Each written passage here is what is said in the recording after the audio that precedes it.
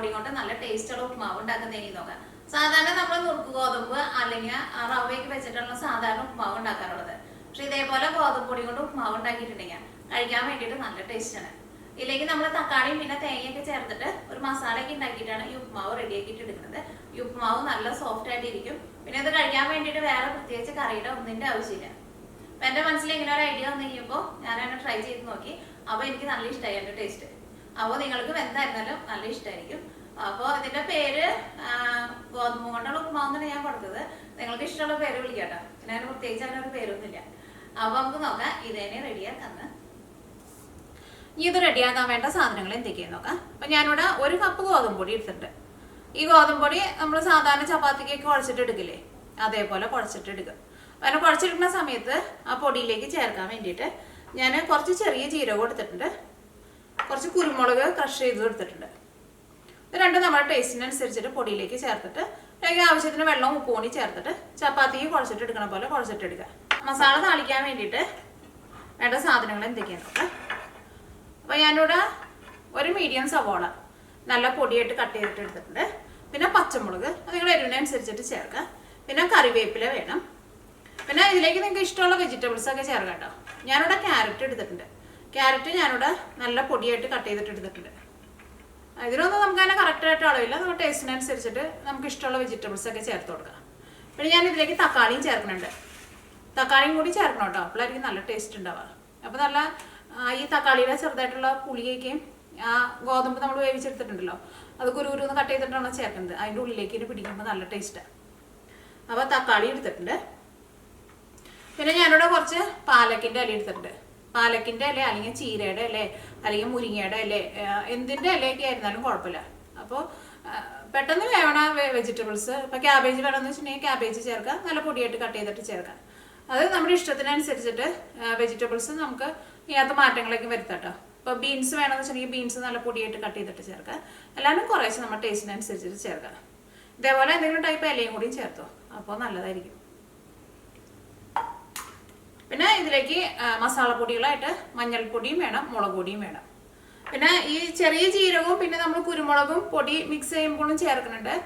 പിന്നെ ഇത് മസാല ഇടുന്ന സമയത്തും ഇത് കുറേശ്ശെ ചേർക്കാം. പിന്നെ തേങ്ങയും ചേർക്കണം.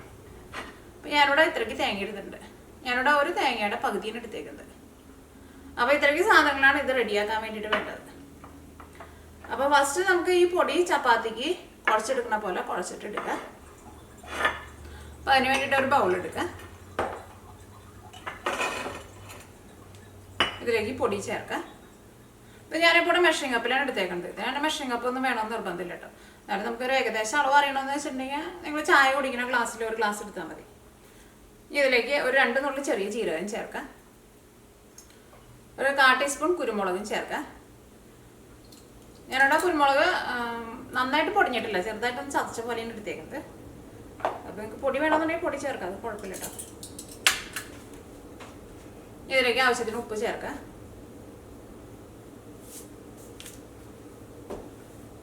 ഇതെല്ലാം കൂടിയിട്ടൊന്ന് മിക്സ് ചെയ്യാം. ഇതിലേക്ക് കുറേശ്ശെ വെള്ളം ഒഴിച്ചിട്ട് ചപ്പാത്തിക്ക് കുഴച്ചെടുക്കുന്ന പോലെ കുഴച്ചെടുക്കുക. ഞാൻ ഇതിലേക്ക് സാധാരണ വെള്ളമായിട്ടാണ് ചേർക്കുന്നത്. ഇതേപോലെ നമ്മൾ പൊടിയിലേക്ക് ഉപ്പൊക്കെ ചേർത്ത് കഴിഞ്ഞിട്ടുണ്ടെങ്കിൽ വെള്ളം ചേർക്കാൻ പോണതിന് മുമ്പ് ആ പൊടി ഒന്ന് മിക്സ് ചെയ്യണം. അല്ലെങ്കിൽ ചിലപ്പോൾ ഉപ്പ് എവിടെയെങ്കിലും ഇങ്ങനെ കട്ട പിടിച്ച പോലെ കിടക്കും.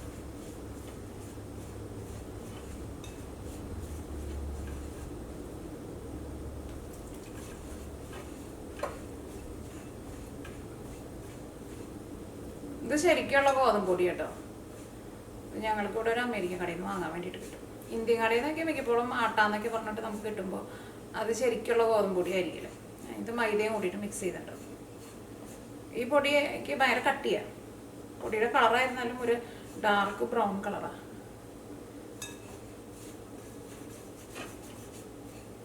ദാട്ട വെച്ചിട്ടും ഇങ്ങനെ തന്നെ റെഡിയാക്കിയിട്ട് എടുക്കാം കേട്ടോ. പക്ഷെ നല്ല ഗോതമ്പൊക്കെ നമ്മുടെ വീട്ടിൽ പൊടിച്ചിട്ടുണ്ടെങ്കിൽ ആ പൊടിക്ക് ആയിരിക്കും നല്ല ടേസ്റ്റ് കൂടുതൽ.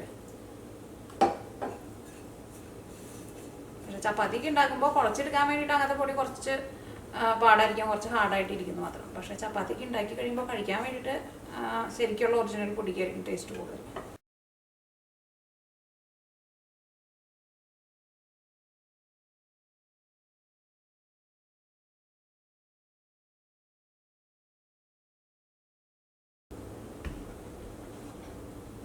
ഇപ്പോൾ പൊടി ഞാനിവിടെ നല്ല സോഫ്റ്റായിട്ട് കുഴച്ചെടുത്തിട്ടുണ്ട്. ഇപ്പോൾ ഇത് ഞാനിവിടെ 2 ബോളാക്കിയിട്ടാണ് എടുക്കുന്നത്.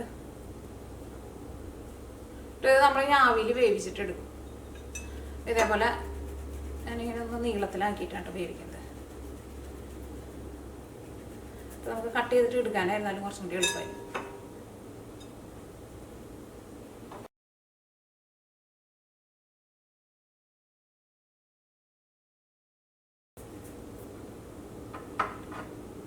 ഇത് ആവിയിൽ വേവിച്ചിട്ട് എടുക്കുക.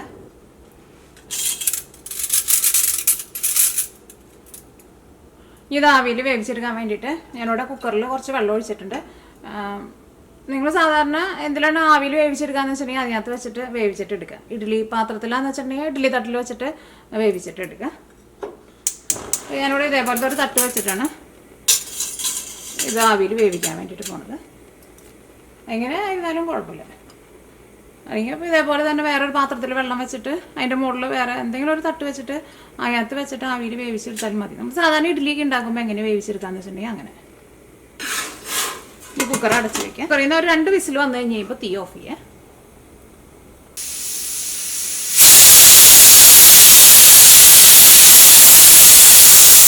ഇപ്പോൾ കുക്കറിൽ നിന്ന് 2 വിസിൽ വന്നിട്ടുണ്ട്. ഞാൻ തീ ഓഫ് ചെയ്യണ്ട. ഈ കുക്കറിൻ്റെ ഉള്ളിൽ നിന്ന് ആവി മുഴുവൻ പോയി കഴിഞ്ഞിട്ട് വേണം കുക്കർ തുറക്കാൻ വേണ്ടിയിട്ട്. അതിപ്പോൾ നമ്മൾ ഇഡ്ഡലി പാത്രത്തിൽ വയ്ക്കണമെന്ന് വെച്ചിട്ടുണ്ടെങ്കിൽ നമുക്ക് വേവണ ഒരു ഏകദേശം സമയം അറിയാലോ. അപ്പോൾ അതനുസരിച്ചിട്ട് വേവിച്ചിട്ട് എടുക്കുക.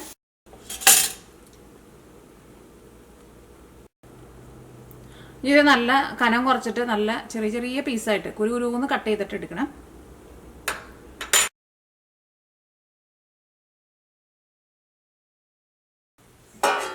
അപ്പോൾ ഇതെല്ലാവരും ഇതേപോലെ ഇങ്ങനെ നല്ല കനം കുറച്ചിട്ട് കട്ട് ചെയ്തിട്ട് എടുത്തിട്ടുണ്ട്.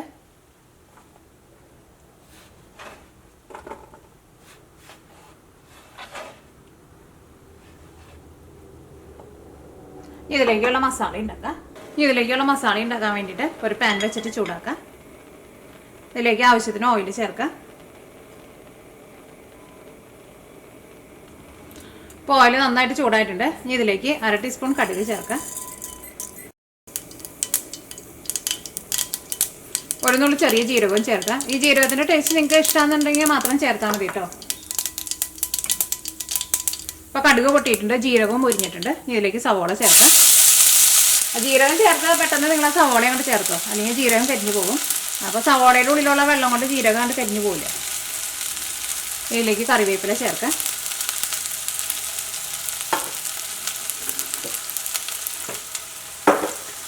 പച്ചമുളകും ചേർക്കാം, ക്യാരറ്റും ചേർക്കാം. ക്യാരറ്റും ഇതിൻ്റെ ഒപ്പം തന്നെ ചേർക്കാം. നിങ്ങൾ ഇതിലേക്ക് ചേർക്കുമ്പോൾ അങ്ങനെ പെട്ടെന്ന് വേവണ വെജിറ്റബിൾസ് ചേർക്കണം കേട്ടോ.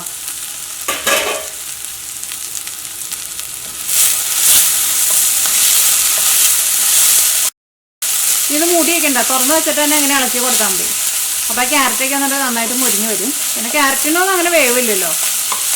ക്യാരറ്റാണ് ഒരുപാട് വേവാണ്ടിരിക്കുന്നതാണ് എപ്പോഴും ടേസ്റ്റ്. ഇങ്ങനെ ഇളക്കുമ്പോൾ ആ സവോളയുടെ ഒക്കെ കൂടെ കിടന്നിട്ട് ക്യാരറ്റും ഒന്ന് ചെറിയ ഇതായിട്ടൊന്ന് മുരിഞ്ഞ പോലെ വരും.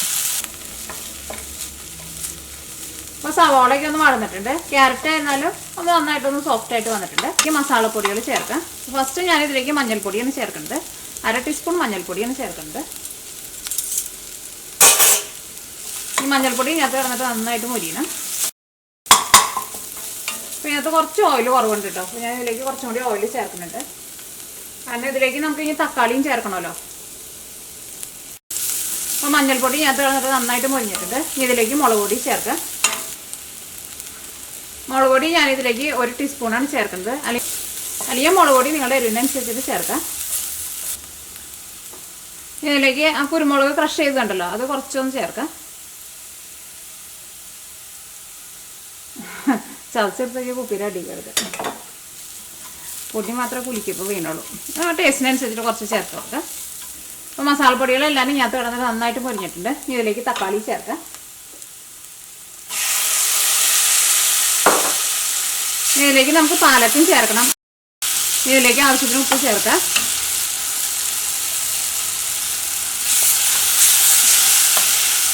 തക്കാളി എന്നാലും ഇതേപോലെ തുറന്നിട്ട് ഒന്ന് ഇളക്കി കൊടുക്കാം. അപ്പോൾ തക്കാളി ഇങ്ങനെ നന്നായിട്ടൊന്ന് മുരിഞ്ഞ പോലെ വരും.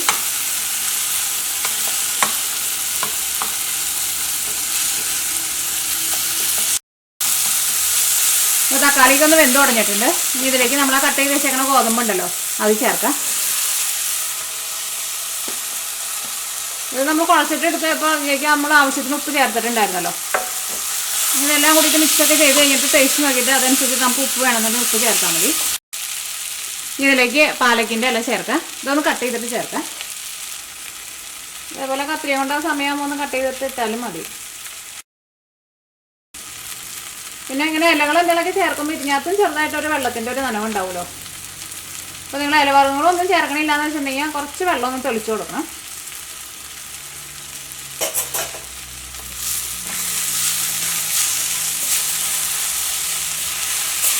ഇതിലേക്ക് നമുക്ക് തേങ്ങ കൂടിയും ചേർക്കണം.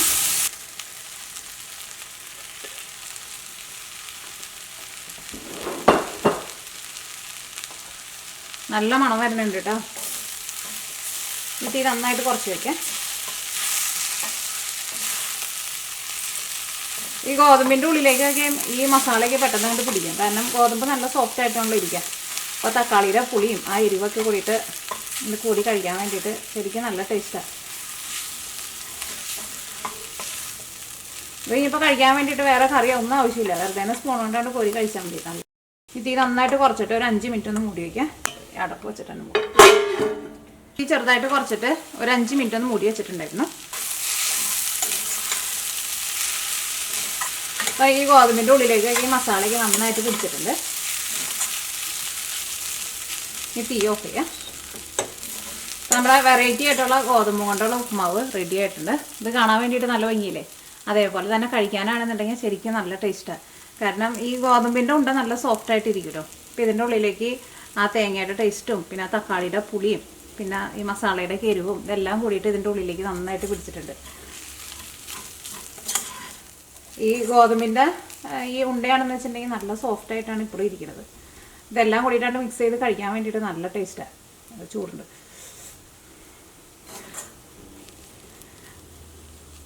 അപ്പോൾ നിങ്ങൾ ട്രൈ ചെയ്ത് നോക്കാൻ വേണ്ടിയിട്ട് മറക്കരുത് കേട്ടോ. കാരണം നിങ്ങൾക്ക് എല്ലാവർക്കും നല്ല ഇഷ്ടമാവും. ഇത് വേറൊരു സർവിങ് പ്ലേറ്റിലേക്ക് പകർത്താം.